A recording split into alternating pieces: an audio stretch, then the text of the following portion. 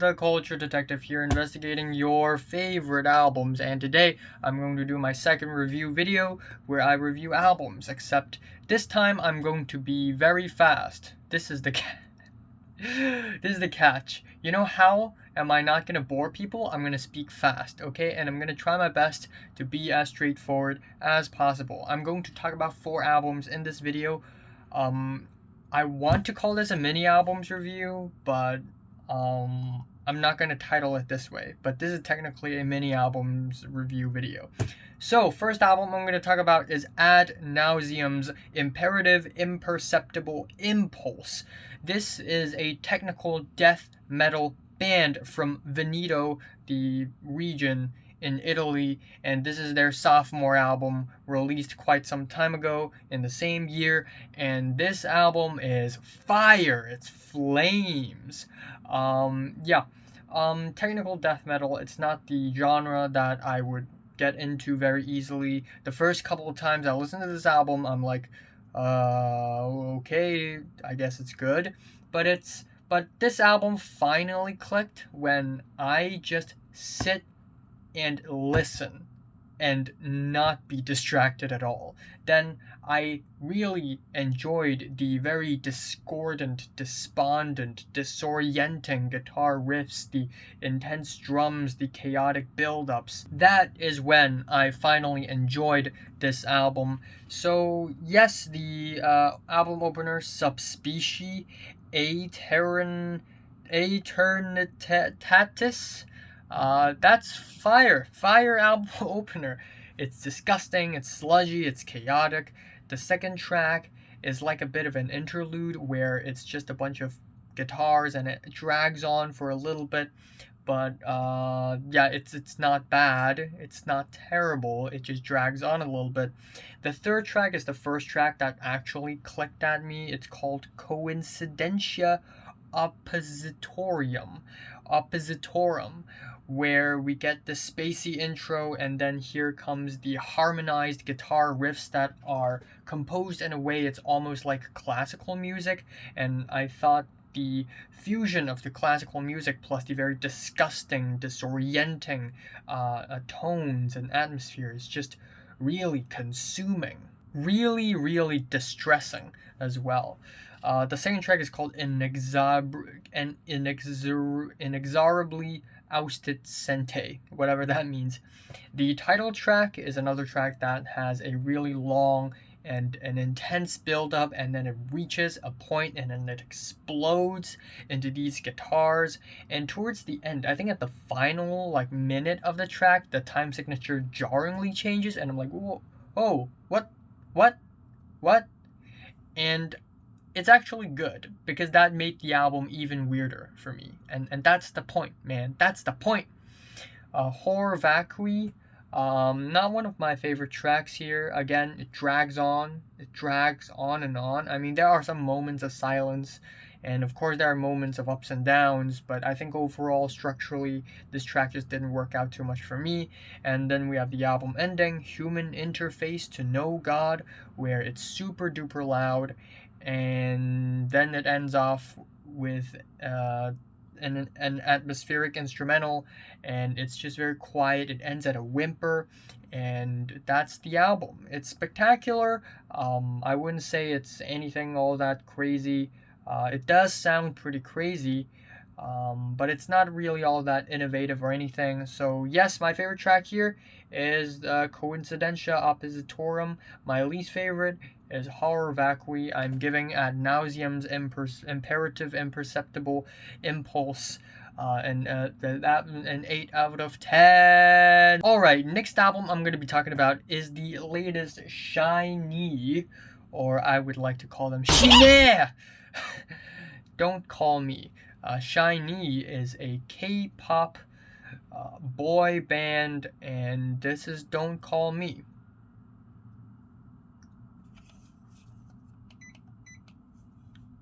Hello? Hello? The fuck? Hello? What? Wait, hold on. What's going on? Oh, I'm sorry. I'm afraid you're looking for the wrong person. I'm not who. That's me. What? I'm sorry. I'm in the middle of a video. Just ignore that. Anyways, yeah, as like many other K-pop albums, I wasn't really all that. Uh, I was excited for this album. I just wasn't. And yeah, like many other K-pop albums, I think this album is very overproduced. The production is bloated as hell. I mean, the track list isn't bloated. It's like what, 9 tracks, 10 tracks long, and each track is relatively short. The album overall, a quick listen. However, is this a quick enjoyable listen? Not really. The title track is the kind of song where the more you listen to it, the more you dislike it. Don't call me, don't call me. It's actually a little annoying. And the second track is Heart Attack, and that is actually my favorite track out of the entire thing. It's a summery jam. It's really catchy. The production is very overproduced, sure, but this is the kind of feel they're going for. But I think the real issue here is that, you know what, one overproduced track is fine, but there are so many tracks on this album where it's really overproduced. And there are also a lot of generic love songs, like generic K-pop 사랑해요 kind of love songs, like Marry You, I Really Want You, Kiss Kiss. And I guess the worst thing about Kiss Kiss is that it sounds like a derivative of Doja Cat's Say So.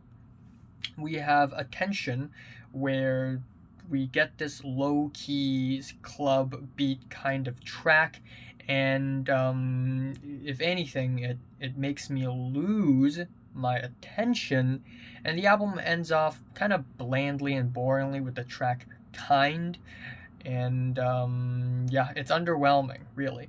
While there isn't one single track that straight up disgust me or make me think, God damn, this album sucks, I still left the album thinking it's just meh.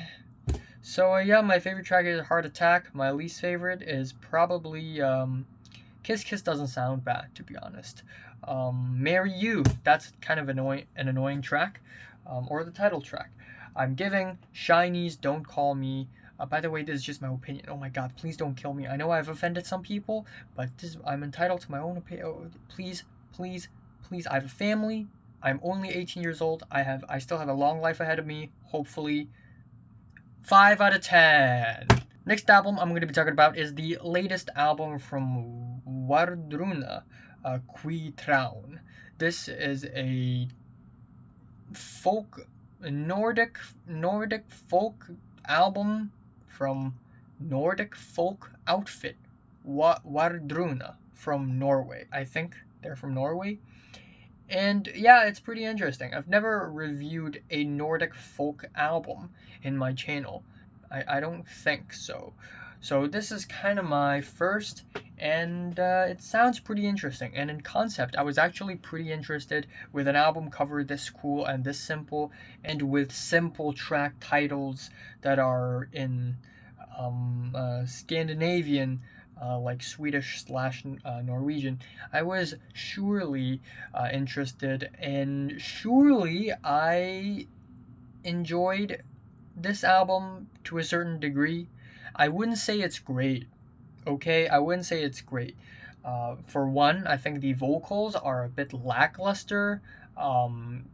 These guys are not necessarily great singers. Second of all, there isn't enough versatility to the track list. There are many tracks on this album that sound kind of similar, where singers vocalize on top of strings and a very raw, like Nordic percussion. And sure, that's Nordic folk in a nutshell for you, but there are still many other ways you can change the style and the song, like the tempo, the pace, the rhythm, maybe add more instrumentals, maybe strip back a little bit. You know, just get creative, man. Just get creative. However, I'm not disappointed as well. There are some legitimately good sounding tracks that are really epic. You know, there are songs on this album that could end up in a historical epic drama that takes place in Scandinavia, and I would totally believe in it because it's really convincing. The track Sun, I'm gonna butcher everything. I'm sorry. Sunkverv, Sunkverv. Is it? That is a highlight for me. The runny strings and the percussion match with the vocals. They're all mixed relatively equally loud, and together they go and they go.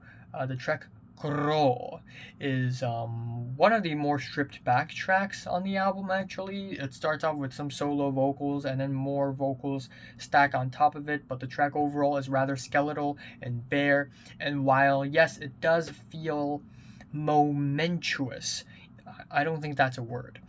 It's still lacking in flavor, in my opinion, but the next two tracks are actually pretty great. We have Fulgutal, which is long but also kind of surreal and almost psychedelic in a sense, and almost the same thing can be said to the next track, Moonin, which is more harsh and exciting.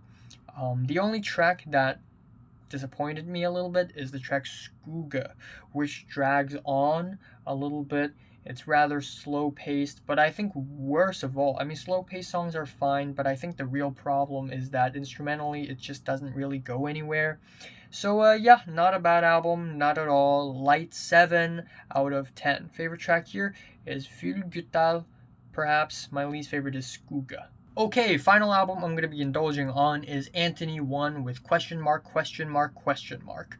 This album came out in a similar time frame with the Nana Ray Zapper album, and they are both hardcore break albums. But Anthony1, I think this guy is from Chile. This person is from Chile, and this is a hardcore breaks album. Not anime core, just simply a hardcore breaks album. But this album still sounds not very similar with hardcore breaks albums I've listened to, because this one is way harsher, way more distorted, kind of more inaccessible in a sense. First of all, the beats on this thing, they're all the time, the entire duration of the friggin' album, the beats are just bam, bam, bam, bam, bam, bam, bam, bam. Frankly, it's difficult to stand a nearly half an hour long album where the beat is just bam, bam, bam over and over again. Second of all, we got these really, really harsh, raw, distorted keyboards on this track. Just fried, just burnt as hell. It's like going to the beach. It's like being sunburnt. They're so fried. It's actually almost good, but almost, because none of them are used to extreme effect in a way I actually enjoy it. Yeah, that's all I have to say, because another thing about this album is that pretty much every single track sounds the same. Almost. I mean, there are slower and quieter tracks, of course, but the whole thing is just bang, bang, bang, bang, bang. It's like construction noise. They're almost as noisy as the flat above me. Yeah, it's, I guess if I had to pick a favorite, it would be the track Gurami, because it's a little quieter, it allows space to breathe. Or maybe I'm the pleb here, you know, maybe I ought to listen to this album 12 more times in order to get the subtle meanings of this album. But from what I can tell after about 3 listens, it's pretty difficult to stand an album that smashes your eardrums constantly for almost half an hour, and not even in an experimental, gripsy, noisy kind of way. So, yeah, I wouldn't say it's terrible. I mean, it does aim for that sound, and as far as hardcore breaks go, I think it could have been way, way worse. But still, am I enjoying this album? Nah. Feeling a 4 out of 10, unfortunately. So, have you listened to these 4 albums? From 1 to 10, how much did you rate them? Like if you like them, hate if you hate them, and subscribe if you want more. And thanks for watching.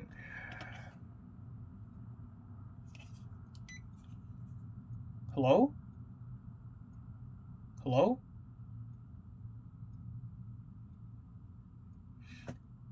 I'm sorry.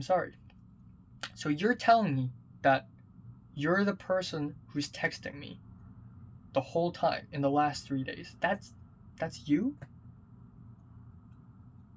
Why? What happened? What? I'm sorry. I don't understand. I mean, with all due respect, I mean, I don't know who you are.